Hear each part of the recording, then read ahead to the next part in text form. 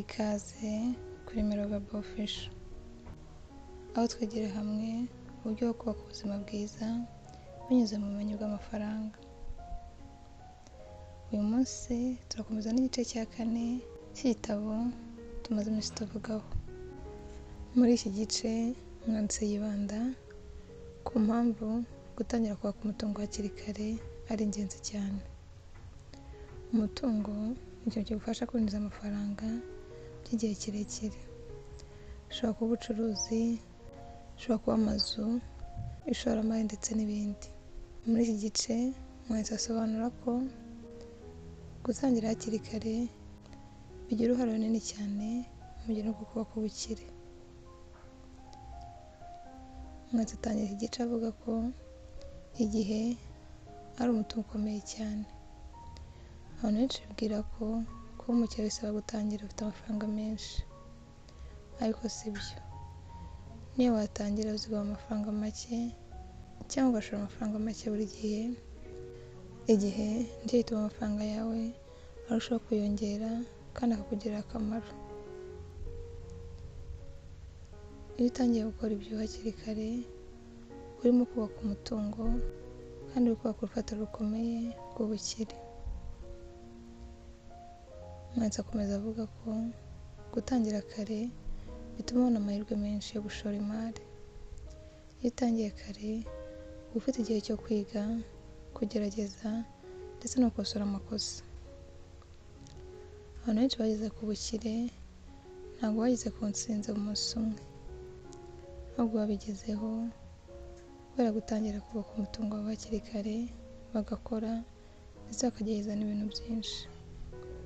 Gutangira kare biguha amahirwe yo kwiga uburyo bwo gushora imari neza, kubaka ubucuruzi cyangwa gukora indi mishinga yo kwinjiza amafaranga. Niyo mpamvu umwanditsi w'iki gitabo avuga ko iyo umuntu atangiye kubaka umutungo hakiri kare bimuha amahirwe menshi. Umwanditsi akomeza avuga ko gutangira kubaka ubukire hakiri kare biguha ubwisanzure bwo guhitamo ubuzima ushaka. Amafaranga ikintu cy'ingenzi atanga ni amahitamo menshi mu buzima. Iyo ufite umutungo wubatse, ushobora guhitamo akazi ukunda aho gukora icyo ari cyo cyose kubera amafaranga. Ushobora gufasha umuryango wawe, ushobora gutangira ubucuruzi ndetse ushobora no gufata ikiruhuko igihe ubishatse. Iyo utangiye kubaka umutungo hakiri kare uba uri kubaka ubwo bwisanzure buhoro buhoro. Ubukire nyabwo si ukuba ufite ibintu byinshi gusa, ahubwo ni ukuba ufite amahitamo menshi mu buzima bwawe. Gutangira kubaka umutungo hakiri kare bigufasha kugera ku bwisanzure ndetse n'umudendezo mu by'amafaranga. Urushaho guhitamo ubuzima ushaka kubamo, ukaba ufite amahoro mu mutima ndetse ukagera no ku ntego zawe.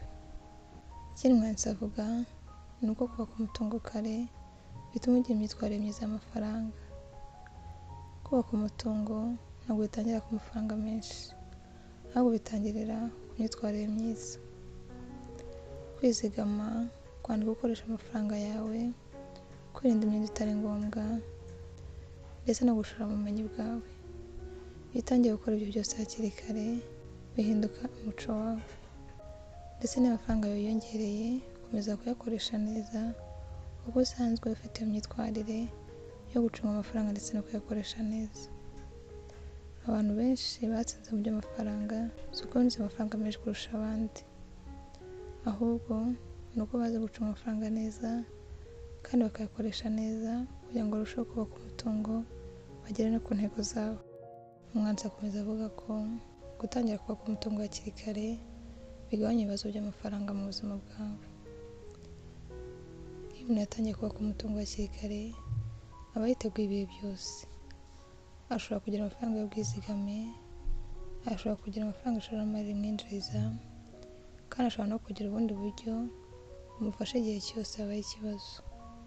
Ibi bituma ataba ahangayikishijwe n'amafaranga, ahubwo akabaho afite umutekano, amahoro ndetse n'ubwisanzure mu buzima bwe. Kubaka umutungo hakiri kare rero ni ukwitegurira ejo hazaza heza. Umwanditsi avuga ko niba ushaka kugira ubuzima bwiza, kugira ubwisanzure n'umudendezo mu buzima bwawe, ugomba kwiga ukuntu watangira kubaka umutungo hakiri kare. Muri iki gice twabonye ko igihe gikomeye cyane mu rugendo rwo kubaka ubukire. Twabonye ko gutangira kare biguha amahirwe menshi yo kwiga ndetse no gushora imari. Bigabanya ibibazo by'amafaranga mu buzima bwawe kandi biguha ubwisanzure bwo kuba ubuzima ushaka. Kandi bigufasha kugira imyitwarire myiza igufasha kuba umukire. Rero ntugategereze igihe uzumva ko ufite amafaranga menshi ngo utangire kubaka ubukire. Tangirana n'amafaranga ufite uyu munsi. Intambwe nto ushobora gutera uyu munsi ishobora kugufasha kugera kure cyane, ukagera ku ntego zawe ndetse ukubaka n'ubuzima ushaka kubamo. Niba iyi video yagufashije, ntibagirwe gukanda like, kuyisangiza n'abandi ndetse no gukora subscribe. Murakoze.